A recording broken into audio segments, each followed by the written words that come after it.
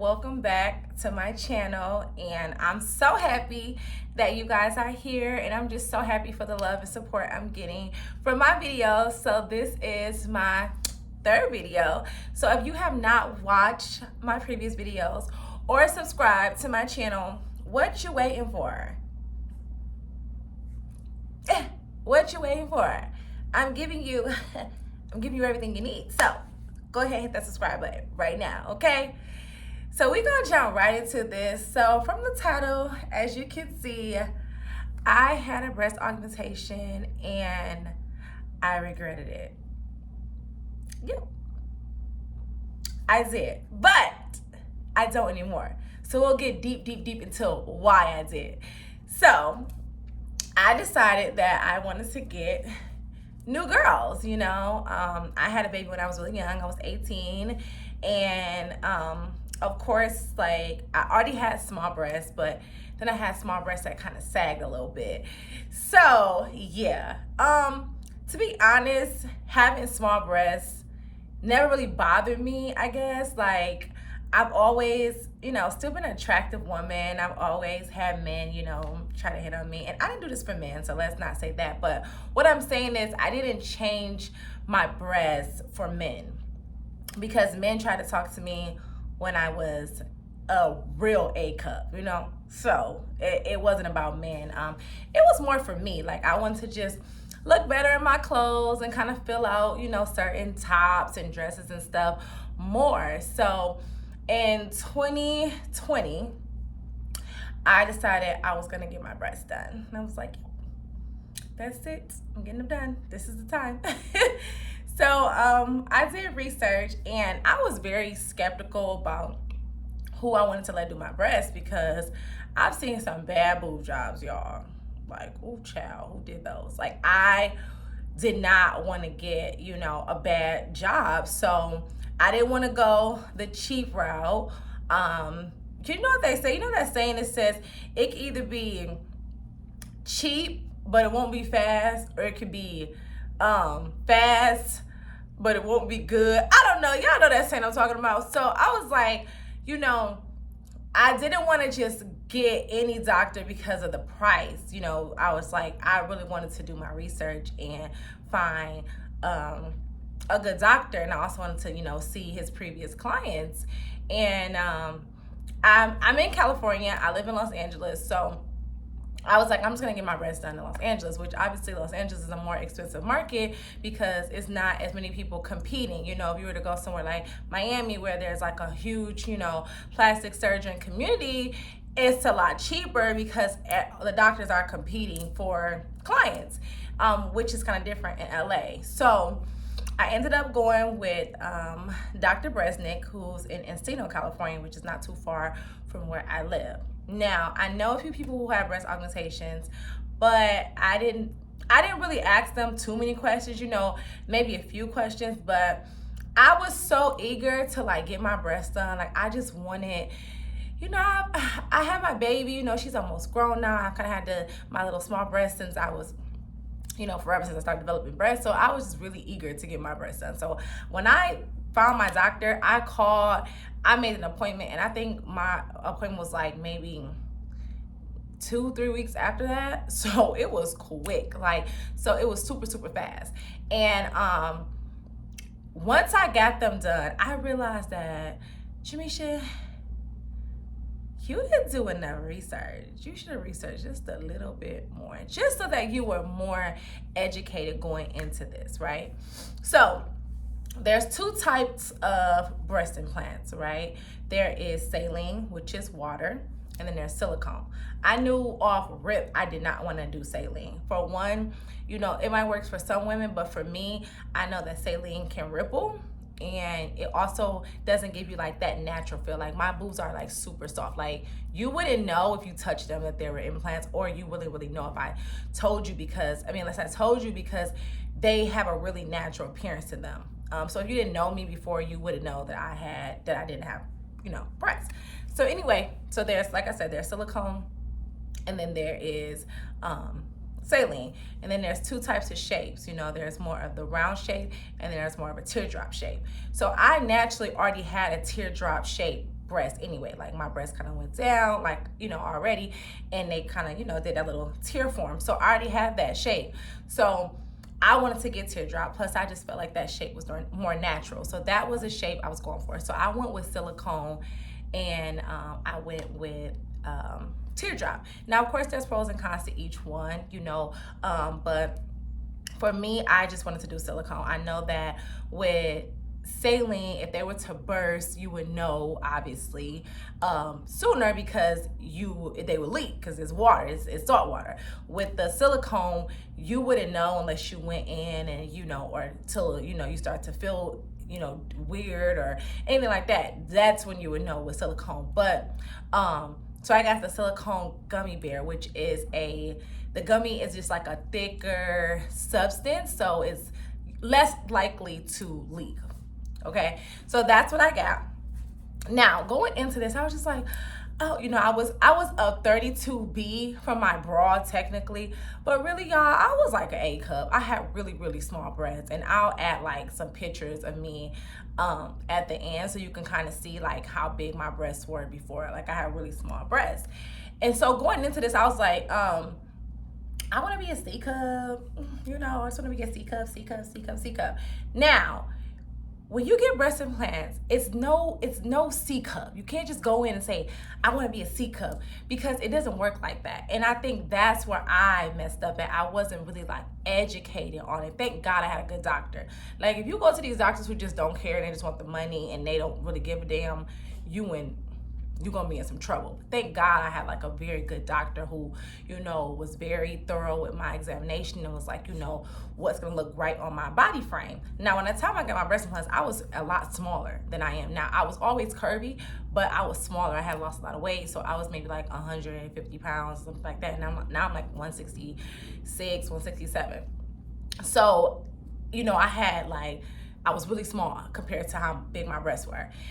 Anyway, what I was saying is, you can't really just go in and be like, I want to be a C cup, because it doesn't work like that. So breast implants are cc's. So that's basically how much, either salt water they put in or how much silicone they put into the actual implant, right? So you have to take in consideration of how much breast fat you already have. A girl who is could be pretty much flat chested, and if she gets 250 cc, it'll look a lot different from a girl who was already a C cup when she got implants. So really take that into consideration when you're thinking about getting breast implants. You cannot look at me and say, oh, what cc did you get? I want my breasts like yours, because 9 times out of 10 it's not gonna look like mine. And that was the thing that I didn't realize when I got my breast implants, because I was looking at other girls and I was like, okay, she had this many cc's, she had this many cc's, and these look good on her, and that looks like that on her, and it doesn't work like that, because we all are different. Like our bodies are different. Your chest cavity is different. The width is different. Your natural breasts, the way they are shaped, is different. Everything is different. So you really, really, really have to do your research. You really have to try on different sizes. You really have to know exactly what you want, right? So let's get into why I initially regretted my breast implants. Like I said, I had really small breasts. So I got 280 and 265, so 280 cc's and 260 cc's, because obviously one of my breasts were bigger than the other, and that's really normal for most women. All of us have like one bigger boob than the other one. So initially, when you first get them, at first I liked that they were swollen, everything like that, and I still like, okay, when I first seen them, I was like, wow, because I never had boobs, so it was like a shock factor. But as the days went on, I started to like regret it. I was like, oh my God, I was like, my boobs are so big. I was in the mirror and I'm like, what did I do to myself? I was like, oh my God, I have porn star tits. Like I'm literally crying. I literally have anxiety. I was so overwhelmed with my breast size, I literally went back to my doctor and was considering doing another surgery and making them smaller. Like that's how much I initially regretted my breast implants. But as time went on and they started to like really settle in and drop and everything like that, I was like, oh, okay, the girls is nice, So I think when you do anything to your body, you initially might feel like a regret, or you might not like it because you're not used to that. Like, I got breast implants when I was, what, 31? Yeah, I was 31 years old. So I had small breasts all my life, so it was such an adjustment. I had to get used to having bigger breasts. Now, although my breasts are not big, for me they were, because I was so used to having super small breasts. So it was hard for me, you know. I think the smallest implant that you can get is like 175. Don't quote me on that, but I think so. You have to do your own research and find out. But normally I think about 200, maybe a little over. I'm not sure, but I know it's literally about maybe like 200 cc's is a full cup size, or maybe like anywhere between 200 and 250. You have to do your own research on that, but I know that's like a full cup size. So if you go in and you're an A and you want to be a C, you know, 200 to 250 cc's will take you to like a B. And then if you want to be you know, you will have to need like another, you know, 200 or so to be a C cup if you're like a real A, like a very small A, you know. So that's kind of how breast implants work. You have to just really do your research, and you don't know how they're gonna look on you. You just really don't know until you actually get them, you know. So my doctor was very, you know, specific on like how much he's gonna put in me, because he wanted to make sure that it fits my body type. So I'm gonna stand up just so you guys can kind of see like how, you know, how I look proportionate to like my hips and things like that, because you don't want to just have these big boobs on you like a period and you're super small, you know. So yeah, anyway, so I'm about, like I said, I weigh about 167 now, but when I got my breast implants I was a lot smaller, but I've still always had super, like, I've always been really curvy, like super big hips. So that was that. But now I love my breasts, and I don't regret getting them. You know, it was one of the best things I feel like I've done for me. You know, I feel like I love the way I look in my clothes. You know, I love that I can wear stuff, and it, you know, it gives the girls a look. But I'm gonna jump into the recovery really quickly, because I know y'all are wondering like, okay, sis, but did it hurt? So you can get your implants in 3 different ways. You can get it under the arm, through the nipple, or underneath. I got my underneath. My doctor told me that my nipples were far too perfect for him to cut on them, so I did underneath. And I didn't really scar. Like, I have, you can, like, if you look, you can tell like I was cut there, but it's not like bad or anything. I didn't keloid, and it's flat now. At first it was a little raised, but you can always use silicone scar sheets for that. They work like magic, you know, and it'll definitely help you with the scarring. Also, what I was gonna say, you can also do cortisone shots as well to help, you know, make the scar just be flatter, so that you don't have a raised scar. But if you keloid, then you might get a keloid if you get anywhere you get cut. So if you get breast implants, which is a deeper cut, you definitely can keloid. So I got my underneath the breast. When I woke up, I felt like there was 1,000 bricks on my chest. It just felt like a lot of pressure. It wasn't pain necessarily yet. It just was like pressure. I was like, okay. You know, by that night, I definitely started to feel pain. But it wasn't a bad surgery. I would say I maybe was in pain where I had to actually take pain meds for the first 3 days. You know, after that, I didn't really even take pain meds anymore. You know, I had a couple like sharp pains here and there, but it wasn't bad enough to where I needed to like be sedated or anything. But those first 3 days, oh baby, I don't really like pain, so those first 3 days were kind of tough for me. But after that, I was cool. Like, I was cool sailing. You can't, like, people say like you can't use your arms on stuff. That's not true. Like, I was able to use the bathroom on my own, wipe myself. Like, it wasn't that bad to where I couldn't even use my arms. It just, you know, I definitely was in pain. Like, you just got your breast cut open, you know. A lot of girls be like getting their tits done. They be like right outside in like 5 days. I don't recommend that. I don't recommend that after any major surgery, you know. And any surgery is like, well, I mean, not any surgery, but breast implants is like you're going under anesthesia. You getting your body cut open. So it's like, let yourself heal, sis. Girls be out here with they titties like up here in their neck. Like, relax, sis. Like, just chill. Like, let yourself heal. You know what I'm saying? And wait to show the girls off, because it takes a while. I don't feel like you actually fully will see your results from your breasts until a year later, because it takes some time for them to drop in and just settle to where they are, where they're gonna be, you know, because it takes time for the muscle. So I got mine underneath the muscle, and it takes time for the muscle to relax and let them drop and droop into the pocket. That's what they call it, the pocket that they cut and put the implants in. So it takes some time. So just chill, you know, chill and let your body heal, okay? So yeah, recovery wasn't bad. You can't drive for like, they tell you 2 weeks, but I started driving again after like 10 days because baby, I had stuff to do. But I was completely fine. But it was a cool, it was, like I said, it wasn't a bad surgery. The recovery wasn't bad, and I definitely love my new breasts. And I'm trying to think, is there anything else I can give you girls on getting breast implants besides, like I said, really doing your research, making sure that you know what you want going into this. Like, do research, try on different sizes, and get a very good doctor. And then, you know, make sure that you're doing your massages and things, because like I said, you want to give a natural look. Some girls don't. Some girls really like the huge, you know, look where it's like really like I don't know. I can't really explain it, but you know how it is when some girls get breast implants, they get them really big, you know, and so your skin has to stretch so it looks like really like they don't move type of thing. Like, my breasts move, like they look really natural, you know. So that was my big thing. I want them to look natural, and I absolutely love my breasts. So yeah, if you have any like specific questions, you can ask me.